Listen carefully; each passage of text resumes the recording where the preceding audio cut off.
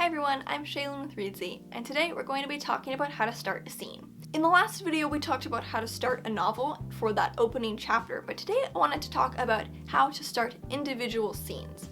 Now, of course, there is as much variation in how scenes open as there are scenes. But today I just wanted to cover a couple principles that might help if you're struggling to jumpstart your scenes, because oftentimes it can be really hard to get into a scene.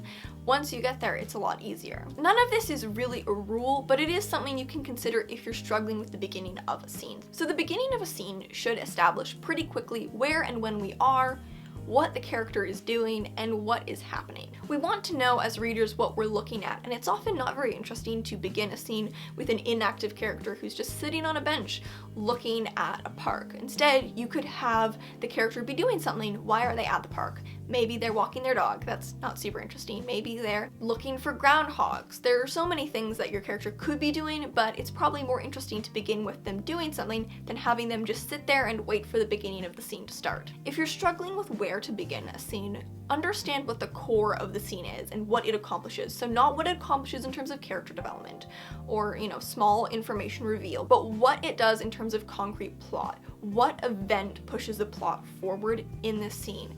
Then start as late to that point in time as possible. Whatever the core of the scene is, cut as much padding off the sides and start close to that. In my opinion, it's usually not very strong to start a scene with dialogue. It doesn't really ground the reader, and personally I think it's usually stronger to establish where we are before we hear people speaking, so that people aren't just speaking out of the void. This can be as simple as swapping the first line of description with the first line of dialogue. It's not a huge thing, but it is something that I find helpful in terms of grounding the reader. So start your scenes as late as possible. The motto is get in late, get out early. You don't want to meander on either side of the scene. Get into the scene where the action has already vaulted or is about to. For example, if the scene involves a confrontation between the protagonist and her boyfriend. Now the character might be doing something, she might be putting away dishes or anything mundane, I don't know. And then her boyfriend might walk into the room and then we might have this confrontation.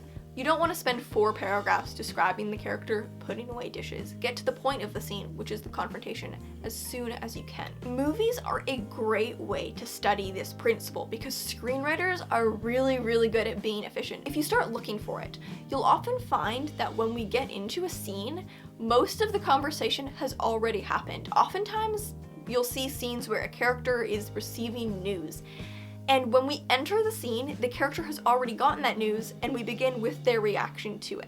Screenwriters are so good at being efficient and understanding what the reader can infer based on context. As a fiction writer, you might start a little bit earlier than a screenwriter since you do have more wiggle room. But as an exercise, pay attention to the scene breaks in films. Films more than TV, because films are very efficient. They have to pack a lot of story into not a lot of space.